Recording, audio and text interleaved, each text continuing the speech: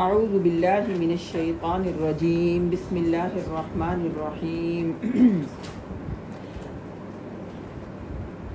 نحمده ونصلی علی رسولہ الکریم قال النبی صلی اللہ علیہ وسلم كل بدعة ضلالة وكل ضلالة في النار قال الله تبارك وتعالى في القرآن المجيد وما آتاكم الرسول فخذوه وما نهاكم عنه فانتهوا قال النبي صلى الله عليه وسلم من أحب سنتي فقد أحبني ومن أحبني معي في الجنة سبحان ربك رب العزة عما يصفون وسلام على المرسلين والحمد لله رب العالمين۔ کل بھی ہم نے بات کی تھی نبی اکرم صلی اللہ علیہ وسلم کی سیرت پر، تو کل ہم نے بات کی نبی اکرم صلی اللہ علیہ وسلم کا اللہ تعالیٰ کے ساتھ تعلق، ایمان پر بات کی، نبی اکرم صلی اللہ علیہ وسلم کی عبادت پر بات کی، اور ہم نے کل بات کی تھی کہ نبی اکرم صلی اللہ علیہ وسلم کا صحابہ کرام کے ساتھ معاملات کیسے تھے، اور یہ ہم نے بات کی تھی کہ نبی اکرم صلی اللہ علیہ وسلم کا اپنی بیویوں کے ساتھ، اپنے گھر والوں کے ساتھ، اپنے گھر میں آپ کس طرح رہتے تھے۔ ٹھیک ہے، تو ربیع الاول کے حوالے سے ہم نبی اکرم صلی اللہ علیہ وسلم کی سیرت پر بات کر رہے ہیں۔ اللہ تعالیٰ نے قرآن مجید میں فرمایا وَمَا آتَاكُمُ الرَّسُولُ فَخُذُوهُ، جو تمہیں رسول دیں وہ لے لو، وَمَا نَهَاكُمْ عَنْهُ فَانْتَهُوا، اور جس سے منع کریں اس سے رک جاؤ۔ صاف کلیئر بات تھی، جو نبی اکرم صلی اللہ علیہ وسلم تمہارے سامنے کریں، جو بتائیں، جو تمہیں دیں وہ لے لو، اور جس سے منع کریں اس سے رکنا ہے۔ وَمَا نَهَاكُمْ عَنْهُ فَانْتَهُوا وَاتَّقُوا اللَّهَ، اللہ سے ڈرو۔ دین میں اپنی مرضی ہم بالکل نہیں کر سکتے، اور اگر ہم کریں گے تو پھر ہم ثواب کی امید نہ رکھیں، اور یہ بھی نہیں کہ ہم یہ سوچیں کہ اچھا فرقی کیا پڑتا ہے، کوئی بات نہیں۔ اس بارے میں بھی نبی اکرم صلی اللہ علیہ وسلم نے ہمیں حکم دے دیا۔ ایک دفعہ حضرت عائشہ کے پاس 3 صحابی آئے اور وہ پوچھنے کے لیے آئے کہ اے اماں عائشہ، آپ ہمیں بتائیے کہ نبی اکرم صلی اللہ علیہ وسلم کس طرح رات گزارتے ہیں، کس طرح دن گزارتے ہیں۔ تو حضرت عائشہ نے بتایا کہ نبی اکرم صلی اللہ علیہ وسلم روزہ بھی رکھتے ہیں، روزہ چھوڑتے بھی ہیں، اور رات کو سو بھی جاتے ہیں اور عبادت بھی کرتے ہیں۔ تو انہوں نے کہا اچھا، نبی اکرم صلی اللہ علیہ وسلم تو امام الانبیاء ہیں، آپ تو معصوم عن الخطا ہیں۔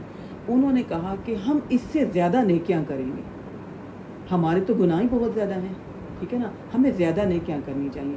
تو اس پر ایک صحابی نے کہا میں ساری زندگی شادی نہیں کروں گا، اور دوسرے صحابی نے کہا کہ میں ساری رات جاگا کروں گا، میں سویا نہیں کروں گا، میں ساری رات نوافل پڑھوں گا، اور تیسرے نے کہا کہ میں ساری زندگی روزہ رکھوں گا، میں کبھی بھی روزہ نہیں چھوڑوں گا۔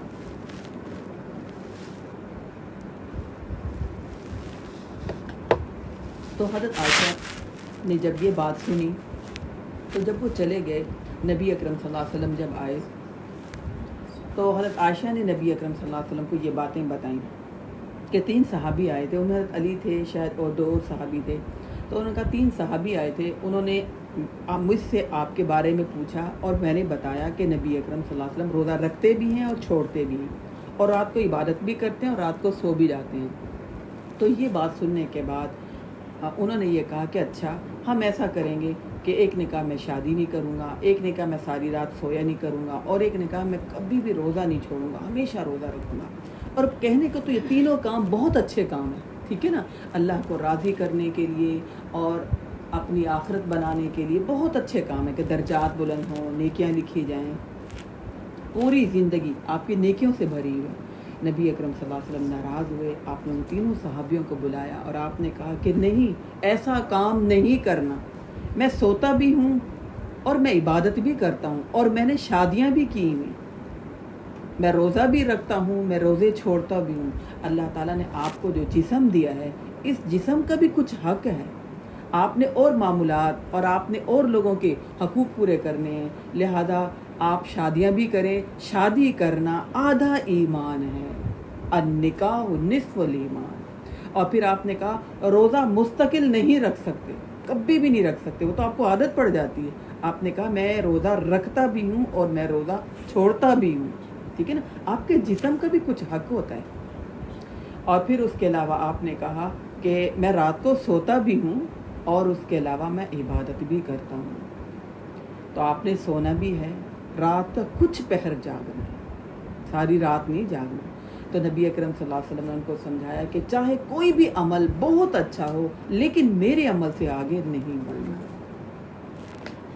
ایک اور صورت میں آتا ہے سورۃ حجرات میں، قرآن مجید میں اللہ تعالیٰ فرماتے ہیں یا ایھا الذین آمنوا لا تقدموا بین یدی اللہ ورسولہ واتقوا اللہ ان اللہ سمیع علیم۔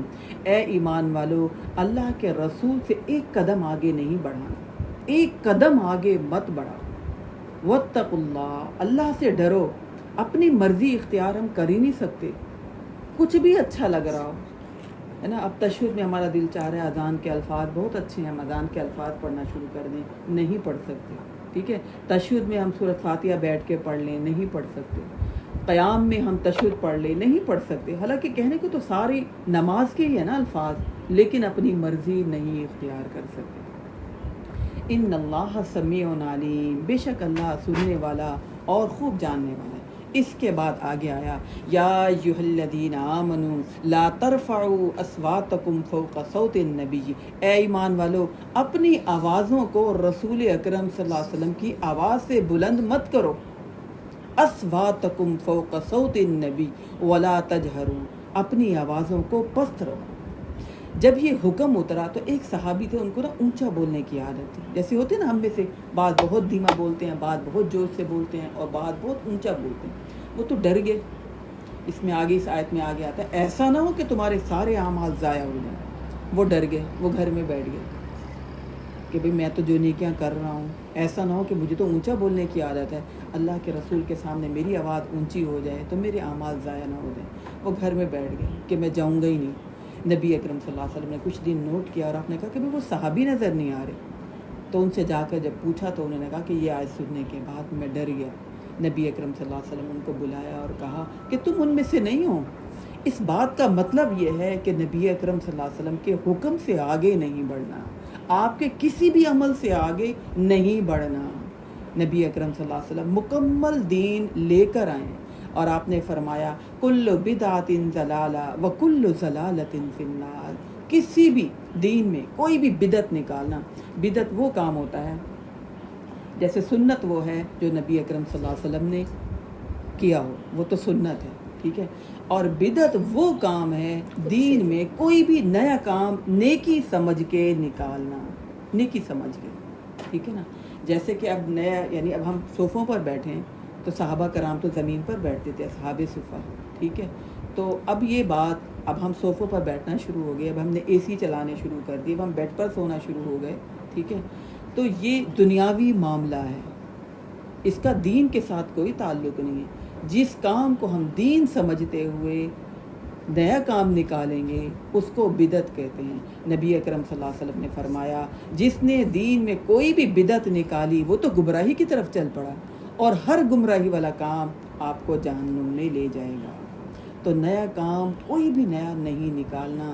نبی اکرم صلی اللہ علیہ وسلم ہمیں مکمل دین بتا کر گئے ہیں۔ یہ مہینہ ربیع الاول کا مہینہ، آپ سوچیں نبی اکرم صلی اللہ علیہ وسلم کی زندگی میں کتنی دفعہ آیا ہوگا، اور پھر اس کے بعد صحابہ کرام کے دور میں کتنی دفعہ آیا ہوگا، کیسے گزارا۔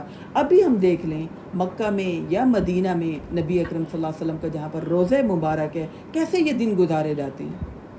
نہ مسجد میں لائٹیں لگتی ہیں، نہ جھنڈیاں، نہ کوئی شور، نہ کوئی شرابہ، نہ کوئی میٹھی چیز پکا کر بانٹنا، عام دنوں کی طرح یہ دن گزرتا ہے، ٹھیک ہے نا۔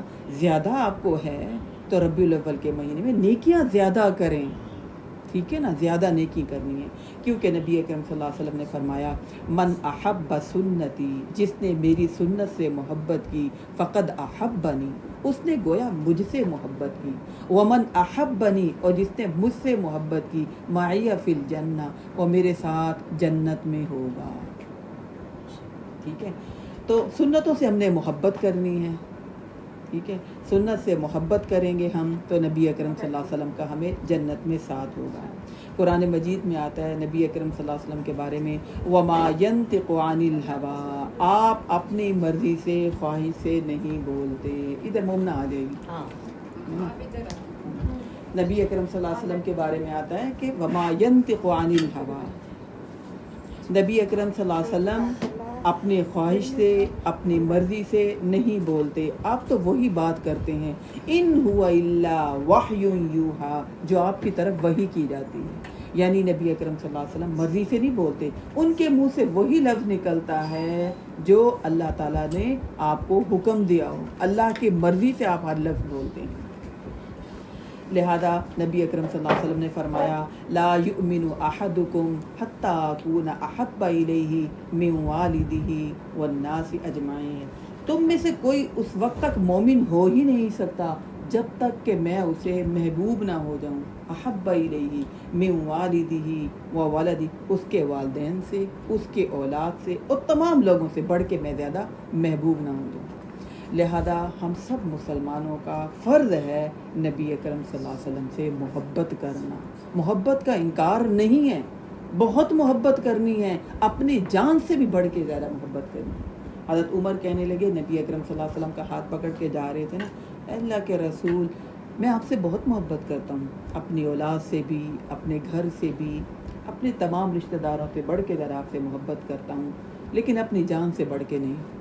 بھئی اپنی جان ہے، میرا جیسا دل چاہتا ہے میں ویسے کرتا ہوں۔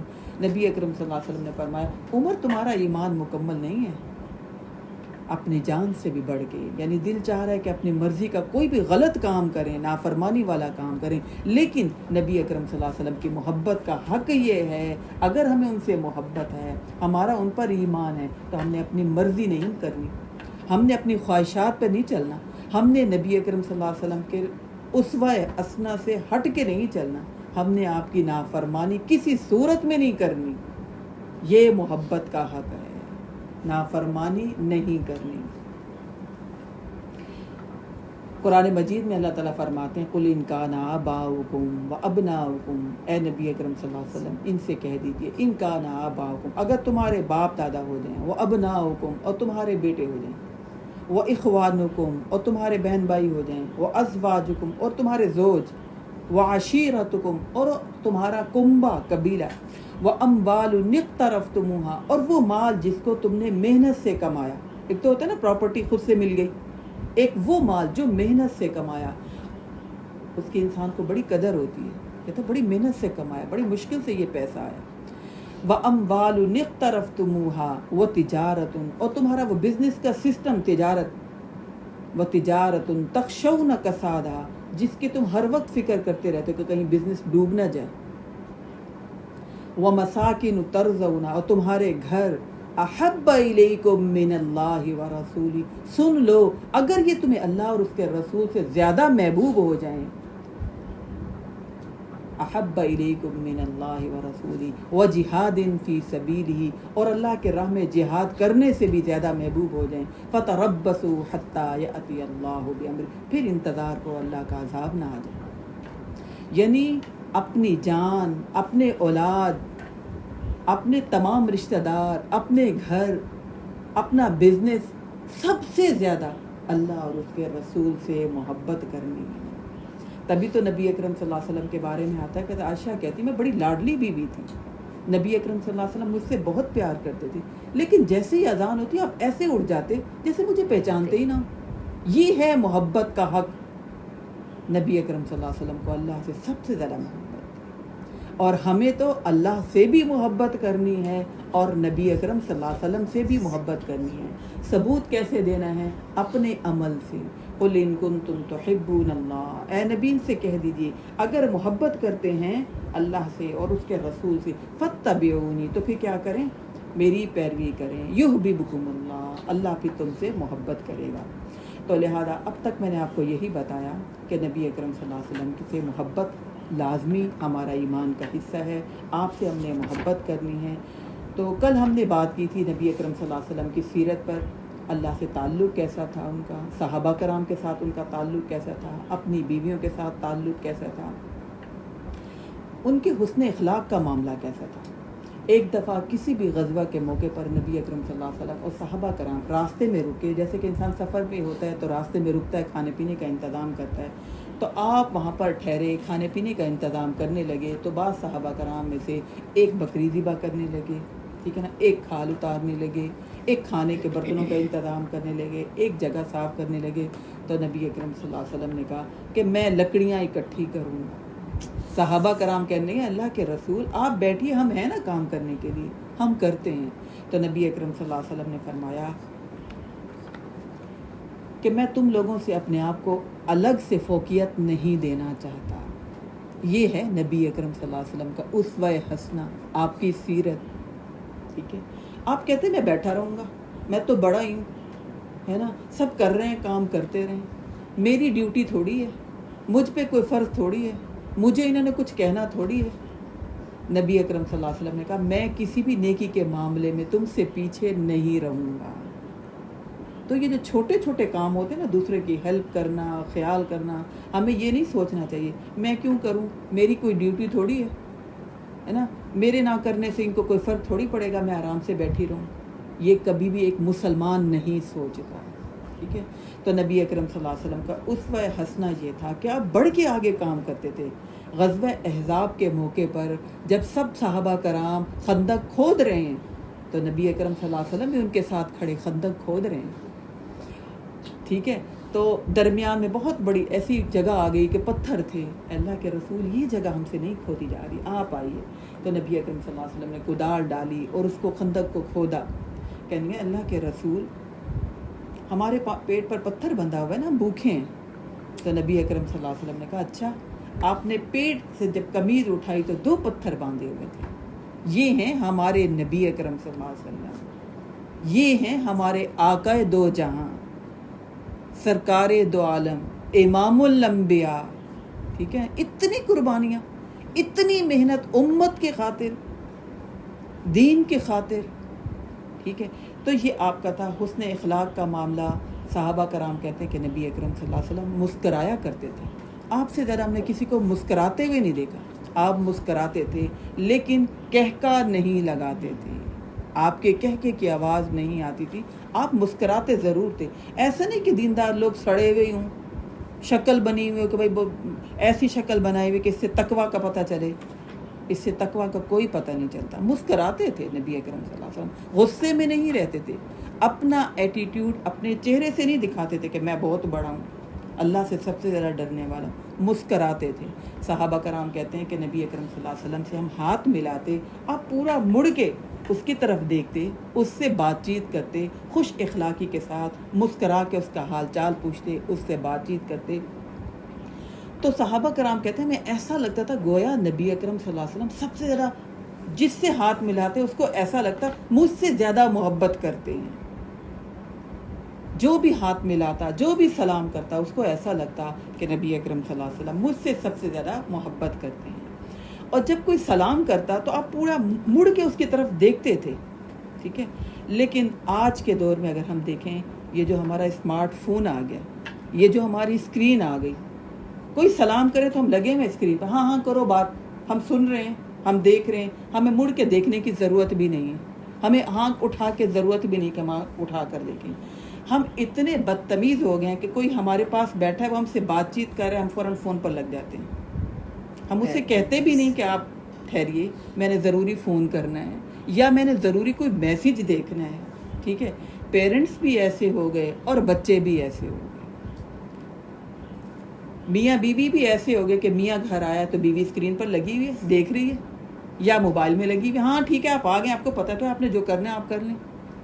شکل دیکھنا گوارا نہیں کرتے، آنکھوں سے آنکھیں ملانا گوارا نہیں کرتے، مصروف اتنے ہیں یا اسکرین پر لگے ہوئے ہیں یا اسمارٹ فون پر لگے ہوئے ہیں۔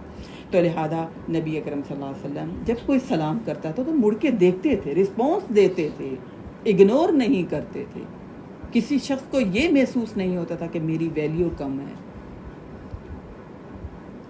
اور اس کے علاوہ باتیں تو نبی اکرم صلی اللہ علیہ وسلم کی سیرت کی بہت زیادہ ہے، چند پہلو میں چاہتی ہوں کہ جن کا ہم تذکرہ کریں۔ نبی اکرم صلی اللہ علیہ وسلم سب سے زیادہ حیا والے تھے، بہت زیادہ شرم و حیا والے تھے، آپ نے کبھی کسی کے سامنے اپنے کپڑے نہیں اتارے تھے، نبی اکرم صلی اللہ علیہ وسلم نے کسی کے سامنے اپنا سر ننگا نہیں کیا تھا۔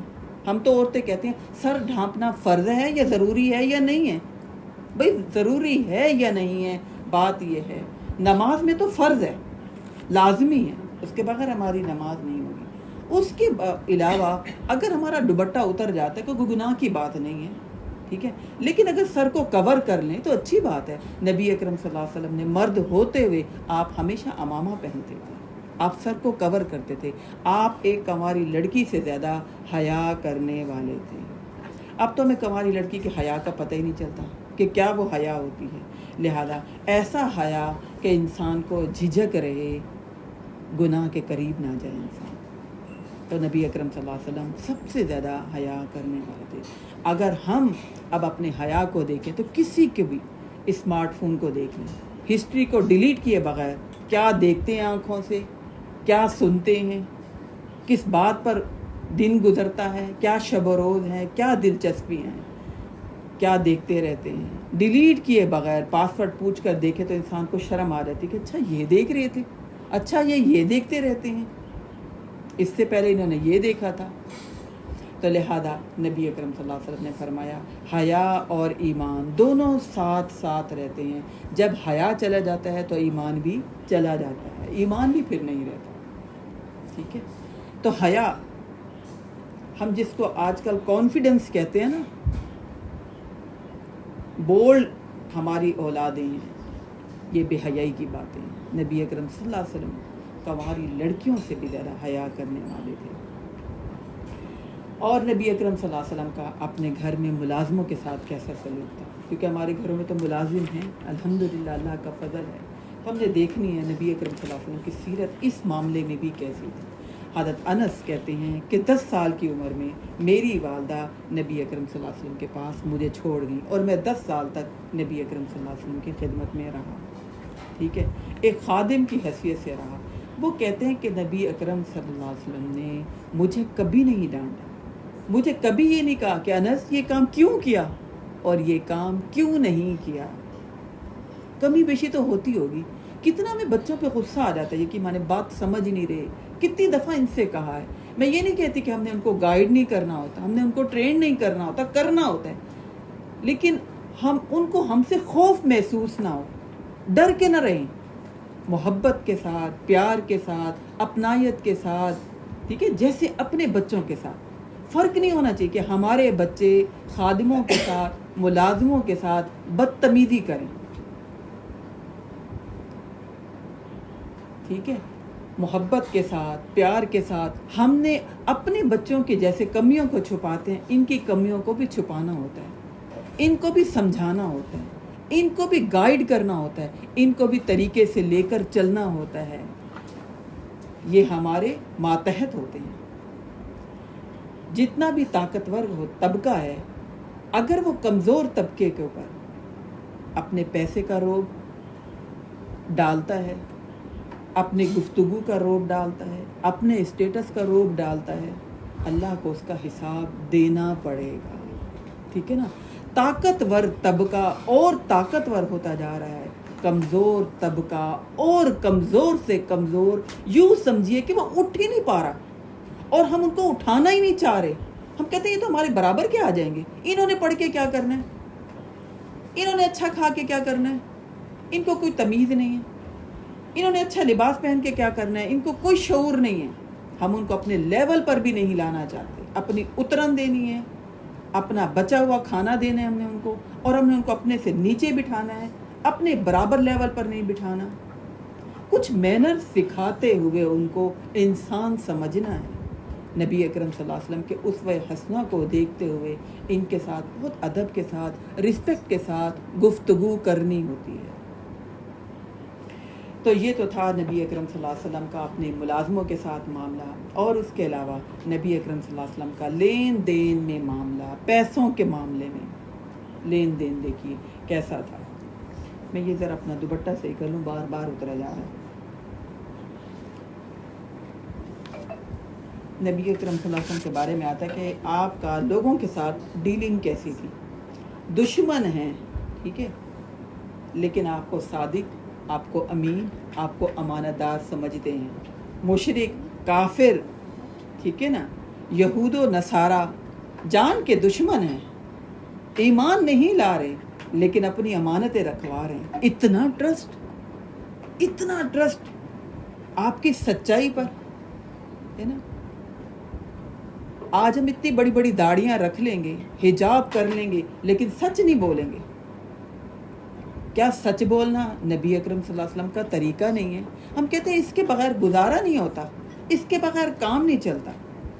نبی اکرم صلی اللہ علیہ وسلم پر اتنا ٹرسٹ کرنے والے کہ آپ اپنی امانتیں کس کے پاس رکھوا رہے ہیں؟ نبی اکرم صلی اللہ علیہ وسلم کے پاس اپنی امانتیں رکھوا رہے ہیں، اپنی قیمتی چیزیں رکھوا رہے ہیں۔ اور جب آپ کو حکم ہوا کہ آپ ہجرت کر جائیں، آپ کے تو یہ جانی دشمن بن گئے، پورا گھیرے میں لے لیا تھا نا آپ کے خیمے کو۔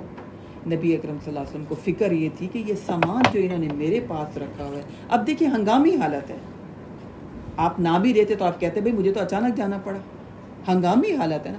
ہنگامی حالت میں دین چینج ہو جاتا ہے، آپ کے لیے بہت سی ممکن صورتیں نکل آتی ہیں، یوں نہیں تو یوں کر لیں، یوں نہیں تو یوں کر لیں، آپ چھوڑ چھاڑ کر چلے جاتے، کون آپ کو اس سے پوچھتا؟ آپ نے کیا کیا؟ حضرت علی کو اپنے بستر پر سلایا، علی یہ امانتیں ہیں، اور بتایا کہ یہ امانتیں جس کی ہیں ان کو واپس لوٹا کر آنا۔ یہ ہے نبی اکرم صلی اللہ علیہ وسلم کا اسوہ حسنہ۔ اور یہ دیکھیے کہ کافر و مشرک نبی اکرم صلی اللہ علیہ وسلم کو شہید کرنا چاہ رہے ہیں، ان کی نیتیں کیا ہیں؟ آپ کہتے ہیں یہ تو میرے دشمن ہیں، میں کیوں ان کی چیزیں ان کو واپس لوٹاؤں؟ آپ صادق، آپ امین، آپ امانت دار۔ آپ نے فرمایا لا ایمان لمن لا امانت لہ، اس کا ایمان ہی نہیں جو امانت کی پاسداری نہیں کرتا، اس کا ایمان ہی نہیں جو امانت کی پاسداری نہیں کرتا۔ ہمارے پاس کوئی چیزیں کوئی رکھوا دے، ہم کہتے ہیں اپنی تو ہے، چلو ٹھیک ہے، اپنی بہن بھائیوں میں قریب رشتوں میں ہمیں ہوتا ہے کہ یہ مائنڈ نہیں کریں گے، ہم استعمال کر لیں، لیکن پھر ہمیں انہیں بتانا ضرور چاہیے، ہم نے اتنا یوز کر لیا، ہمیں ضرورت ہی ہم نے استعمال کر لیا، اور اگر ضرورت نہ ہو تو ان کی امانت ان کو واپس کریں۔ اکثر لوگوں کے گھروں میں نا کوئی کھانے کے برتن بھیجتے ہیں، لوگ دیتے ہی نہیں ہیں واپس۔ کوئی پہننے کی کوئی چیز گھر میں مانگ لی، آپ شرٹ دے دیں، آپ جیکٹ دے دیں، اب واپس دینے کا تو کوئی کنسیپٹ ہی نہیں ہے۔ اور اگر جو مانگ لے، لو تم اتنی بھوکھی ہو، ہے نا، بھاگے جا رہے تھے، اچھا دے دیں گے، فرق ہی کیا پڑتا ہے، اتنی کوئی کمی ہے میرے بھائی نے تمہیں اتنا دیا ہوا ہے۔ یعنی مائنڈ کر لیتے ہیں کہ واپس کیوں مانگ لی چیز، آپ نے واپس کرنی ہے، آپ کے پاس وہ امانت ہے، آپ نے دینی ہے ان کو وہ چیز۔ اگر کوئی شرم میں پوچھ نہیں رہا، آپ کو بتانا ہے کہ آپ کی چیز ہمارے پاس ہے۔ ایک مومن ان چھوٹی چھوٹی باتوں میں خیال رکھتا ہے، امانتوں کو واپس ہم نے کرنا ہے۔ اور اس کے علاوہ نبی اکرم صلی اللہ علیہ وسلم وعدہ بھی پورا کیا کرتے تھے۔ صلح حدیبیہ کی جب شرائط لکھی جا رہی تھی، شرائط لکھی جا رہی ہیں، ٹھیک ہے، یہ شرط لکھی گئی کہ اب مدینہ سے، ٹھیک ہے، کوئی جو ہے نا واپس مکہ نہیں جائے گا، اور مکہ سے جس نے آنا ہے واپس آ جائے۔ کون نبی اکرم صلی اللہ علیہ وسلم کو چھوڑ کر آتا، مکہ چھوڑ کر آتا، لیکن شرط یہ لکھی گئی مدینہ سے اب کوئی مکہ نہیں جا سکتا۔ تو ابو جندل ایک صحابی جو پہلے ایمان لائے تھے، مشرکوں نے ان کو پکڑ کے رکھا ہوا تھا، زنجیروں میں جکڑا ہوا، یعنی یہ دیکھیں کتنے سخت حالات ہیں، قصور کوئی بھی نہیں ہے، اللہ اور اس کے رسول پر ایمان کیوں لائے ہو، اور پھر عملی زندگی میں اسوہ حسنہ پہ کیوں چل رہے ہو، یہ تکلیف تھی انہیں۔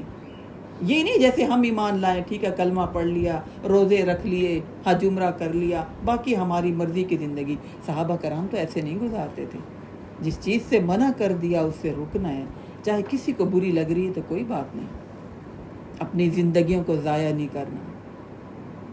اللہ سے جنت کا سودا کیا ہے تو پھر نبی اکرم صلی اللہ علیہ وسلم کی سنتوں پر عمل کرنا ہے، پھر ہی تو ساتھ ملے گا، پھر ہی تو سفارش کریں گے نبی اکرم صلی اللہ علیہ وسلم، ورنہ حوض کوثر پر کھڑے ہوں گے اور نبی اکرم صلی اللہ علیہ وسلم پہچانیں گے اپنی امت کو، اتنی بڑی تعداد میں آ رہی ہے، میری تو امت ہے۔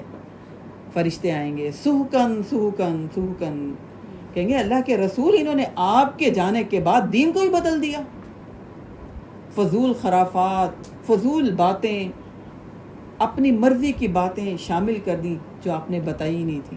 نبی اکرم صلی اللہ علیہ وسلم کہیں گے سہکن سہکن، میری نظروں سے دور ہو جاؤ، کیا میں نے دین مکمل نہیں بتایا تھا؟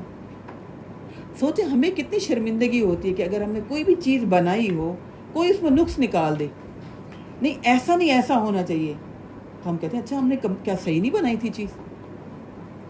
اگلا کہیں گے نہیں نہیں اس میں یہ کمی تھی، آپ یہ شامل کر لیں زیادہ اچھا ہو جائے گا۔ ہم کہیں گے اچھا، تو کیا نبی اکرم محمد صلی اللہ علیہ وسلم کہ ہمیں دین مکمل نہیں بتا کر گئے کہ 12 ربیع الاول یا ربیع الاول کا مہینہ کیسے گزارنا ہے.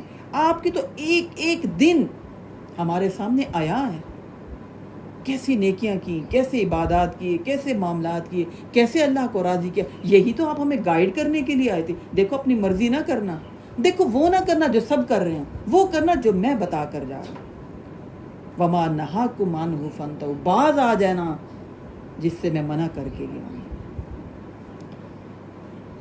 تو نبی اکرم صلی اللہ علیہ وسلم کے بارے میں آتا ہے کہ شرائط جب لکھی جا رہی تھی تو ابو جندل آئے، اللہ کے رسول اپنے آپ کو چھڑوا کر کہیں سے زنجیروں میں جکڑے ہوئے، اللہ کے رسول مجھے تو ساتھ لے جائیں، مجھے نہ یہاں چھوڑیں.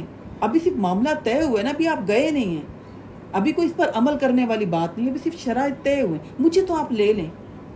اب 1400 صحابہ ہیں، نبی اکرم صلی اللہ علیہ وسلم ہیں، دل تو آپ کا پسیجا ہوگا، صحابہ کرام کا بھی دل پسیجا کہ ہمارا یہ ساتھی جس کا کوئی قصور نہیں ہے، صرف ایمان لایا، اس کو زنجیروں میں جکڑ کر انہوں نے رکھا ہوا ہے، ظلم کر رہے ہیں، اس پر زیادتی کر رہے ہیں. لیکن آپ نے کہا ابو جندل اب تو میں وعدہ دے چکا ہوں، اب تو بات طے کر دی، اب میں بات سے نہیں پھر سکتا، تم ادھر ہی رہو، اللہ رب العزت کے ذات تمہارے لیے کوئی راستہ ضرور نکالیں گے. یہ ہے وعدہ پورا کرنا. ہم لوگ کہتے ہیں وہ وعدہ ہی کیا جو پورا کر لیا جائے. عقل مند سمجھتے ہیں نا اپنے آپ کو، جہاں پر ہم اپنی عقل لڑائیں گے وہیں ہم غلطی کھائیں گے. تو یہ تھا نبی اکرم صلی اللہ علیہ وسلم کا اسوہ حسنہ. اور اس کے علاوہ آپ کے بارے میں آتا ہے کہ آپ کسی کو قرض دے دیتے تھے تو بہت زیادہ ڈھیل دیتے تھے، بہت زیادہ مہلت دیتے تھے. اور آپ فرماتے تھے کہ قرض ادا کر دیا کرو. اور آپ فرماتے تھے جب نماز جنازہ کسی کا بھی آتا، آپ کہتے اس کے اوپر کسی کا قرض تو نہیں ہے. نبی اکرم صلی اللہ علیہ وسلم نے فرمایا شہید بھی اگر ہو جائے، اگر اس پر قرض ہے تو اللہ قرض کو معاف نہیں کرے گا، مقروض سے پوچھا ضرور جائے گا. شہید جو اپنی جان قربان کر دیتا ہے، اپنا مال قربان کر دیتا ہے، سب کچھ قربان کر دیتا ہے، تو مال اگر ہم نے کسی سے قرض لیا ہے تو ہم نے ادا کرنا.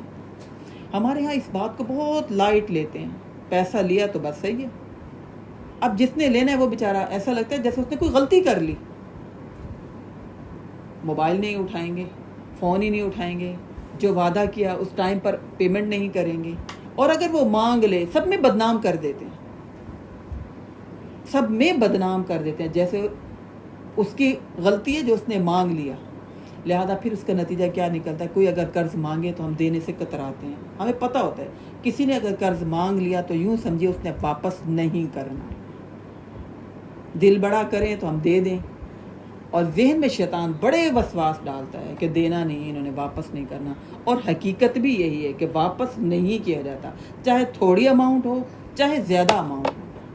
تو نبی اکرم صلی اللہ علیہ وسلم کے بارے میں آتا ہے کہ ان سے کسی نے آپ نے ان سے کسی سے قرض لیا اور ایک تاریخ طے کی کہ اس تاریخ کو یہ رقم واپس میں کر دوں گا. لیکن جس سے قرضہ لیا تھا وہ یہودی نبی اکرم صلی اللہ علیہ وسلم کے پاس آیا، آپ کے گلے میں چادر تھی، چادر کھینچی اور پیچھے سے کہا محمد میری رقم ادا کرو. آپ مڑے، آپ مسکرائے، آپ نے تھپڑ نہیں رسید کیا، آپ نے کوئی گالی گلوچ نہیں دی، آپ نے یہ نہیں کہا کہ تمہیں تو ٹائم اتنا دیا تھا، یہ کیا بدتمیزی کر رہے ہو، سب کے درمیان میری انسلٹ کر دی، دے دوں گا میں. آپ نے کوئی ایسی بات نہیں کی. آپ مڑے، مڑنے کے بعد آپ مسکرائے، اور مسکرانے کے بعد آپ نے ان سے کہا کہ اچھا، کسی بھی صحابی سے کہا کہ جتنی اس کی رقم ہے اسے واپس کر دو اور تھوڑا سا اسے زیادہ بھی دو تاکہ اس کو ٹھنڈک پڑ جائے، یہ مطمئن ہو جائے، یہ خوش ہو جائے. تو نبی اکرم صلی اللہ علیہ وسلم کا طریقہ یہ ہوتا تھا کہ جب بھی معاملات کرتے تھے تھوڑا سا زیادہ دیتے تھے. اس نے جب مجھ پر احسان کیا تو میں بھی اس پر احسان کر دوں. یہ تھا نبی اکرم صلی اللہ علیہ وسلم کا طریقہ. تو اگر قرض لیں تو لازماً فکر کریں قرض ادا کرنا ہے، اس کی معافی نہیں ہے. ہمارے یہاں ہوتا کیا کہ جب کوئی فوت ہو جائے تو پھر جتنا مرضی اس نے قرضہ لیا ہوا ہے نا، اور جب کوئی کسی کو دے دیتا ہے رقم تو وہ خود ضرورت جب ان کو پڑتی ہے وہ چاہتے ہیں کہ ہمیں دیں، یہ رقم ادا کریں، لیکن وہ دینے کو تیار نہیں ہوتے، وہ اپنی عیاشیاں کر رہے ہوتے ہیں. اپنا گاڑی کا ماڈل بدلا، اپنے پلاٹ کے پلاٹ خرید لیے، اپنی خواہشات پوری کرتے رہے اور واپس رقم نہیں کرتے. وہ کہتے ہیں تھوڑی سی تو رقم ہے، اچھا دے دیں گے، اچھا صبر کرو دے دیں گے. تو جلدی دینا چاہیے، ٹائم پہ دینا چاہیے، ٹائم سے پہلے دے دینا چاہیے. ہو سکتا ہے اس نے اس وقت نیکی کی ہو، اگر آپ کے پاس اب سہولت ہے تو اسے ٹائم سے پہلے بھی دے دیں. اس نے احسان کیا تو آپ بھی احسان کر دیں اس کے ساتھ. اور جس کو قرضہ دیا ہو اس کے بارے میں بھی نبی اکرم صلی اللہ علیہ وسلم کا طریقہ یہ کہ اس کو مہلت دو، اس کو سہولت دو. اچھا نہیں دے سکتے کوئی بات نہیں، ہر مہینے تھوڑی تھوڑی رقم دے دو، اس کے لیے آسانی پیدا کرو. اور اگر پھر بھی تمہیں لگتا ہے مشکل ہے اس کے لیے دینا تو معاف کر دو. ٹھیک ہے. نبی اکرم صلی اللہ علیہ وسلم بہت معاف کرنے والے تھے، بہت زیادہ معاف کر دیتے تھے. اپنے دشمنوں کو معاف کر دیتے تھے، اپنے پرائے غیروں سب کو معاف کرنے والے تھے. تو اگر ہم کسی کے ساتھ زیادتی کرتے ہیں، ظلم کرتے ہیں، اس کو معاف نہیں کرتے، حدیث میں آتا ہے کہ قیامت والے دن کچھ لوگ ہوں گے جو بہت زیادہ نیکیاں لے کر آئیں گے، اپنے حج، اپنے عمرے، اپنے صدقہ خیرات، اپنے نوافل، اپنے اذکار، بہت بڑی نیکیاں، ڈھیر ہوگا پہاڑ جتنا، اور وہ بڑا خوش کھڑا ہوگا، میں تو بڑی نیکیاں، میں تو بڑی نیکیاں، بہت کچھ کر لیا زندگی میں. لوگ آئیں گے، یا اللہ ہمارے ساتھ ظلم کیا، ہمارے ساتھ زیادتی کی، ہمارا مال مارا. اللہ تعالیٰ کہیں گے اچھا اب یوں کرو، اس کی نیکیاں دوسروں کو دینا شروع کر دو. نیکیاں دیتے جائیں گے، نیکیاں دیتے جائیں گے. لوگ پھر بھی کھڑے ہوں گے. اس وقت دل دکھایا، اس وقت میرے ساتھ ناانصافی کی، اس وقت مجھے سب کے سامنے ذلیل کیا، اس وقت مجھے سب کے سامنے رسوا کیا. تو کیا ہوگا؟ اللہ تعالیٰ پھر کہیں گے اچھا اب اس کی نیکیاں ختم ہو گئی ہیں، اب یوں کرو لوگوں کا گناہ اس کے نامہ اعمال میں ڈالنا شروع کر دو. آپ نے صحابہ کرام سے پوچھا تمہیں پتہ ہے قیامت کا مفلس کون ہے؟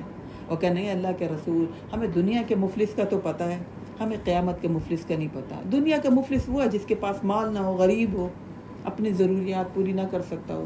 آپ نے فرمایا قیامت کا مفلس وہ ہے کہ جو خالی ہاتھ ہو جائے، اس کی نیکیاں دوسروں کو چلی جائیں، لوگوں کے ساتھ ظلم، زیادتی، ناانصافی کرنے کی وجہ سے.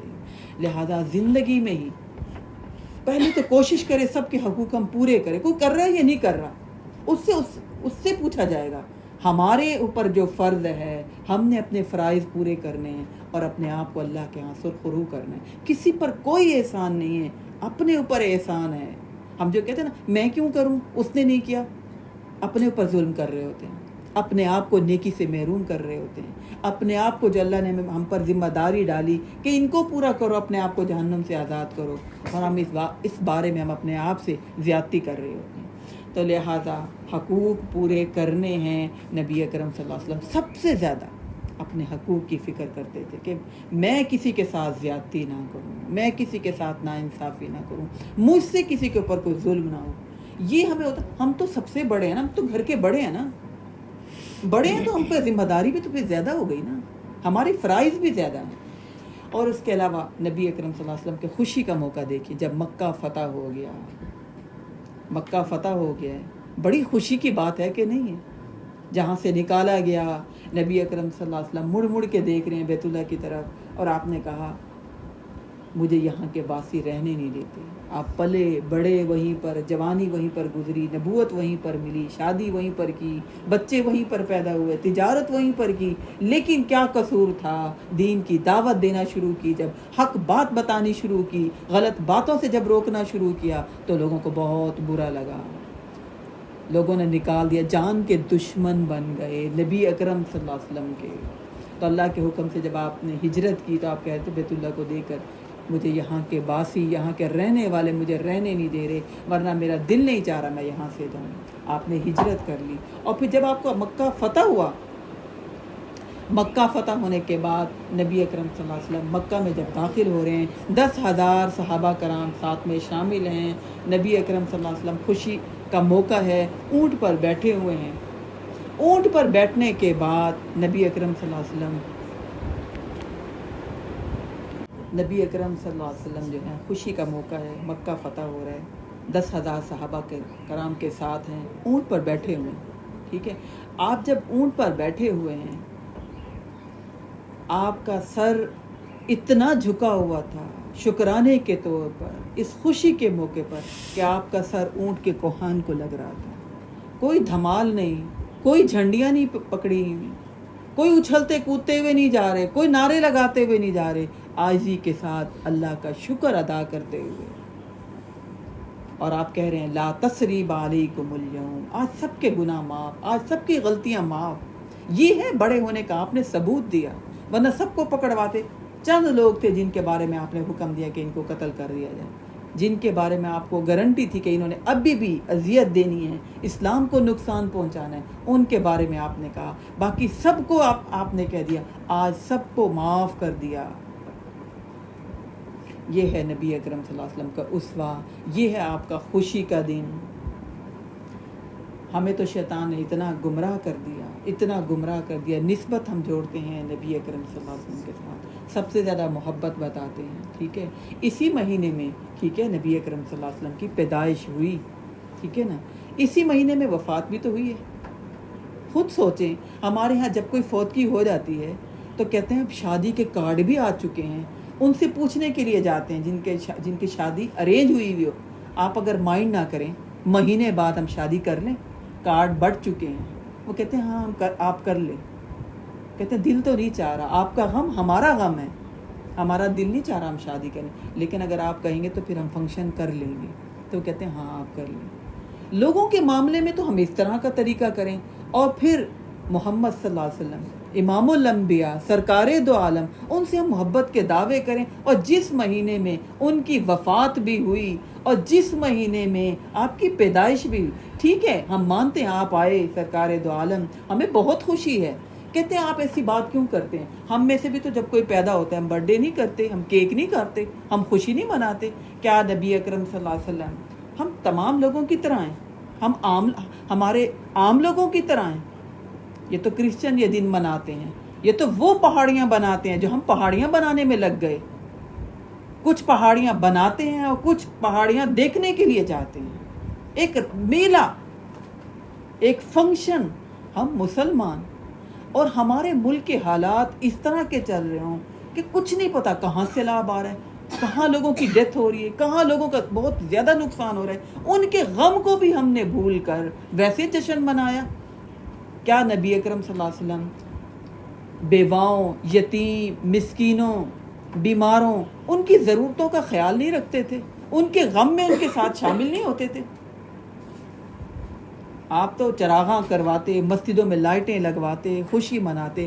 ہم کیا گمراہ ہوئے, میلاد النبی, پھر عید میلاد النبی, پھر عید کی نماز, یقین مانے عید کی نماز, پھر جشن عید میلاد النبی, اور پھر جشن عید میلاد النبی بھی ایک دن, پورا مہینہ بھی نہیں. جڑے نیکیاں کریں نا پھر. اور سب سے بڑی بات, یہ جو ہم نے حلوہ اور نان والی رسم شروع کی نا, اس دن جب علماؤں کو کوئی نہیں پوچھتا تھا نا, غریب علماء غریب سے غریب پستے چلے گئے, ان کے پاس کھانے کو کچھ نہیں, امیر طبقہ امیر ہوتا چلا گیا. انہوں نے پھر یہ رسم نکالی کہ چلو بھئی عید میلاد النبی پر میٹھا تو کچھ بناؤ. پھر یہ رسم چلی, اچھا میٹھا حلوہ اور نان بنا کے بانٹا جائے. سوچیں ہمارے گھر کوئی مہمان آئے, ہم اس کی عزت افزائی میں اگر اس کے آگے نان اور حلوہ رکھ دیں, وہ کیا سوچے, مائنڈ کرے گا کہ نہیں کرے گا کہ لو ایک حلوہ رکھ دیا, یہ تو بچوں کی کھانے والی چیز ہے. اچھا نان, چلو ایک دو نوالے انسان لے لیتے, کیا ہم یہی کھاتے؟ ہماری مہمان نوازی انہی چیزوں سے کرنی تھی. ہم مہمان نوازی کیسے کرتے ہیں, بہترین سے بہترین ڈشیں, مہنگے سے مہنگے کھانے پکاتے ہیں. کیا اسلام, کیا نیکی, ایسے لنگڑے لولے کام کرنے سے, کیا ایسے کاموں سے ہم اللہ کو راضی کریں گے؟ کیا ایسے کام کر کے ہم اپنے گناہ معاف کروائیں گے؟ سوچیں, شیطان نے ہمیں کہاں گرا دیا, اور پھر کرنے کے بعد ہم سمجھتے ہم تو بہت نیک بن گئے, ہم نے بہت محبت کا حق ادا کر دیا. کتنا بڑا دھوکہ ہے. میں کہتی ہوں پکائیں, نان بھی پکائیں, حلوے بھی بنائیں, کھائیں پیئیں, لیکن اپنے آپ کو دھوکے میں نہ رکھیں. بہت بڑا نیکی کا کام نہیں کر لیا. ایسے کاموں سے اللہ کے رسول خوش نہیں ہوں گے. نبی اکرم صلی اللہ علیہ وسلم کی تعریف کریں. حسان بن ثابت کے بارے میں آتا کہ وہ نعتیں پڑھا کرتے تھے. آپ ان سے کہتے تھے حسان نعت پڑھو, وہ تعریف کیا کرتے تھے. آپ کو بہت پیارے وہ صحابی تھے. لیکن اب ہم میڈیا پر دیکھتے ہیں کہ عورتیں بن سور کے فل میک اپ کر کے, ہل ہل کے، جھوم جھوم کے، باریک لباس پہن کے، ٹیکے لگا کے، پورے زیور پہن کر، فل میک اپ کر کے میڈیا کے سامنے نبی اکرم صلی اللہ علیہ وسلم کی تعریف میں نعتیں پڑھیں، اونچی اونچی آوازوں میں، دف بجا کر، مائک میں. کہاں کہ یہ بات کہ عورت کی آواز کا پردہ ہے. عورت کا جسم کو کوئی حصہ نظر نہیں آنا چاہیے، نکلے تو دستانے بھی پہنے، ساکس بھی پہنے، آنکھیں بھی نظر نہ آئے. ایک یہ علماء نے تصور دیا. اور یا یہ تصور ہے کہ عورت اونچی اونچی آوازوں میں پورا میک اپ کر کے میڈیا کے سامنے اونچی آوازوں میں ہل ہل کے نعتیں پڑھے، بہت بڑی نیکی سمجھی جاتی ہے. محفل میلاد، سوچیں ایک دن، اور وہ بھی نبی اکرم صلی اللہ علیہ وسلم کے حکم سے ہٹ کے. حضرت اسما کے بارے میں آتا ہے کہ وہ نبی اکرم صلی اللہ علیہ وسلم کے گھر میں آئیں تو ان کا لباس باریک تھا، آپ نے نظریں پھیر لی. ہمارے یہاں کیسے نیکی، کون سی نیکی کو نیکی سمجھا جا رہا ہے، ہمیں کیسا گمراہ کیا جا رہا ہے. بڑی پیاری وہ نعتیں پڑھتی ہیں، اور پھر اس کے علاوہ ان کے ریٹ ہیں، باہر سے بلائی جاتی ہیں، وہ بہت اچھی نعتیں پڑھتی ہیں، بہت مزہ آتا ہے، بہت اچھا لگتا ہے. پڑھیں نعت، شرکیہ نعت تو نہ پڑھیں جس میں ہمارے نبی اکرم صلی اللہ علیہ وسلم کو اللہ سے بھی بڑھ کے رتبہ دے دیا جائے. مرحبا، آپ آئیں، آپ ہماری جھولیاں بھر دیں، آپ غیب جاننے والے، آپ ہماری بگڑیاں بنانے والے، آپ ہماری جھولیاں بھرنے والے، آپ کے در سے کوئی خالی نہیں جا سکتا. ٹھیک ہے، پیچھے میوزک، اور پھر اس کے علاوہ اس پر دھمال ڈالا جائے، اس پر ناچا جائے، اچھلا جائے. یہ دین کا کون سا تصور ہے؟ ہمیں گمراہ ہی گمراہ کیا جا رہا ہے. اور پھر ہم کہیں کہ بڑا مزہ آیا، بہت اچھی محفل میلاد تھی. کریں محفل میلاد، ایسی نعتیں کبھی بھی نہ پڑھیں جس میں نبی اکرم صلی اللہ علیہ وسلم کا رتبہ اللہ سے بھی بڑھا دیا جائے. آپ کی تعریف ویسے بہت ہے، آپ کے اسوہ حسنہ بہت ہے جس کی ہم صحیح تعریف کریں، صحیح نعتیں پڑھیں. اس میں صرف ہمیں مزہ نہیں آتا نا، جس میں میوزک نہ ہو، ہلکا ہلکا، جس میں ہم بہت زیادہ جھومے نہیں. اللہ تعالی ہم سب کو صحیح دین سمجھنے کی توفیق عطا فرمائیں، صحیح دین کے ساتھ جڑیں، صحیح نعتیں پڑھیں، صحیح سنتوں پر عمل کریں. نبی اکرم صلی اللہ علیہ وسلم کے لیے ہم کچھ بانٹنا چاہیں، اللہ کے لیے کچھ بانٹنا چاہیں، کوئی نیکی کرنا چاہیں، پورے سال کریں. یہ آپ کا اسوہ ہے. ہمارے گناہ معاف ہوں گے. سنتوں سے محبت کریں. آپ نے فرمایا جس نے میری سنت سے محبت کی وہ میرے ساتھ جنت میں ہوگا. دین سے تو کوئی نہیں روکتا، سنتوں سے تو کوئی نہیں روکتا. اللہ مجھے اور آپ کو، ہم سب کو صحیح دین سمجھنے کی اور اس پر عمل کرنے کی، اور جو معاشرے میں خرافات آ گئیں، بدعات آ گئی، ان کو چھوڑنے کی توفیق عطا فرمائیں. ایسا ہم کبھی نہ سوچیں کوئی فرق نہیں پڑتا، کوئی بات نہیں، ساری چیزیں ایک جیسی ہیں، اچھا ہی تو ہے، نیکی کی بات ہی تو ہے. نہیں، ایسی بات نہیں. سنت ہے جو نبی اکرم صلی اللہ علیہ وسلم نے آ کر بتایا. اور کبھی بھی بدعت سنت نہیں بن سکتی، بلکہ بدعت کرنا گناہ کی بات ہے. ایک آپ کوئی نیکی کا کام نہیں کر رہے، کوئی بھی سنت پر عمل نہیں کر رہے، ٹھیک ہے، نہ آپ کو ثواب مل رہا ہے نہ آپ کو گناہ مل رہا ہے. لیکن ایک وہ عمل جو آپ کر رہے ہیں، جو نبی اکرم صلی اللہ علیہ وسلم نے کیا نہیں، صحابہ کرام نے کیا نہیں. صحابہ کرام نبی اکرم صلی اللہ علیہ وسلم کے ساتھ کیوں بہت زیادہ محبت کرتے تھے، آپ کے ساتھ ساتھ رہتے تھے، آپ کے شب و روز دیکھتے تھے، آپ کی روٹین دیکھتے تھے، آپ کا اخلاق دیکھتے تھے، کوئی بات ان سے چھپی ہوئی نہیں تھی. تو اللہ آپ کو اور مجھے، ہم سب کو صحیح دین پر عمل کرنے کی توفیق عطا فرمائے، اور سنتوں سے محبت کر کے اور سنتوں پر عمل کرنے کی توفیق عطا فرمائے. ہماری زندگی نبی اکرم صلی اللہ علیہ وسلم کی زندگی کے ساتھ میچ ہو، خوشیوں میں بھی، غمیوں میں بھی، شب و روز میں بھی، معاملات میں بھی، ڈیلنگ میں بھی، گھر کے اندر بھی ہماری نبی اکرم صلی اللہ علیہ وسلم کے ساتھ زندگی میچ ہو. اللہ مجھے اور آپ کو، ہم سب کو عمل کرنے کی توفیق عطا فرمائے. آمین ثم آمین.